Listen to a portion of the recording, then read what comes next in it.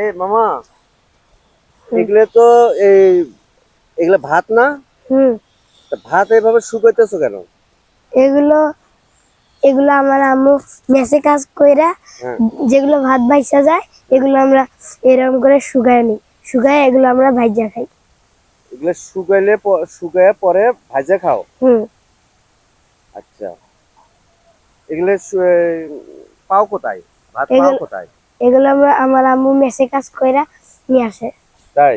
বেচা যায়, এগুলো নষ্ট করে তো লাভ নাই, আমরা এগুলো ভাইজা খাই। মানে এগুলো নষ্ট করে লাভ নাই, ঠিক হুম। আছে? হুম। সেই জন্য তোমার আম্মু নিয়ে আসে এগুলো শুকায়, হুম। শুকাইয়া ভাইজা খাই। ভাইজা ভাইজা খায় পরে। হুম। তো দর্শক, গরিব মানুষ কতটুকু পরিমাণে কষ্ট করলে এ ধরনের কাজ করতে পারে। আমাদের দেশে কিছু কিছু মানুষ আছে এর সাথে পাতিল ভাত নষ্ট করে ফালাই দেয়। আর যারা গরিব মানুষ, গরিব অসহায়, যারা ভাতের কষ্ট বোঝে, তাদের কষ্টটা দেখেন। ভাত মানুষের বাসায় এভাবে